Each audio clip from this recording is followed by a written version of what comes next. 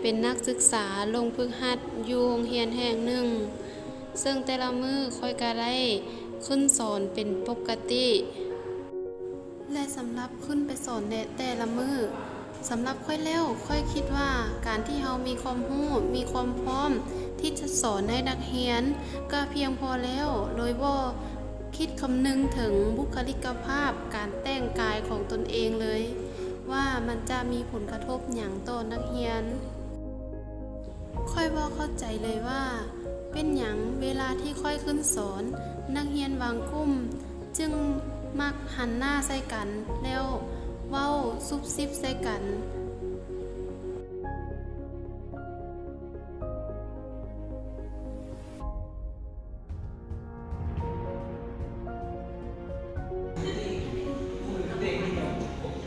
มิดเลยนักเรียนเลนตาเอสส่วนเลนตาทีเลนตาเอสหัวมันหยัง ขวดสาวน้ำอุ้ยไม่มันสาวน้ำคือสำงามซะคือยิ้มคือคุณจี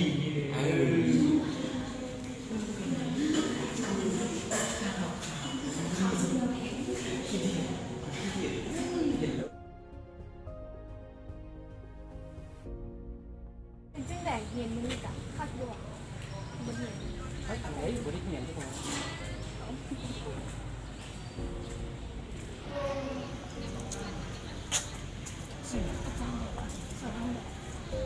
ต้องเจอที่เสียชื่อปวดหัว ตัวบนนั้นใครเห็นแล้ว พอกับฮอดห้องการค่อยก็ได้แต่คิดหาสาเหตุว่าเป็นหยัง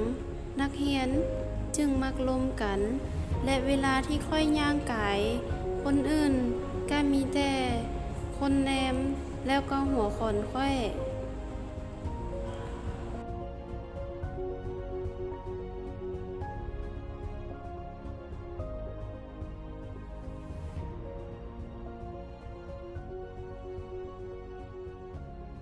สู่อาจารย์สอนมื้อเช้านี่นะเบิ่งดูทาปากกับดิ้งแดงมาสอนว่าดูว่าสิไปใส่ดูปากแดงเทแดงบ่า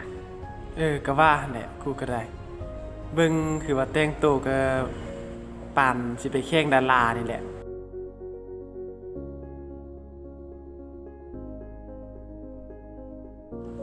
หลังจากนั้นค่อยจึงได้รู้ว่าการแต่งกายของตนนั้นมันได้เป็นเป้าสายตาของหลายคน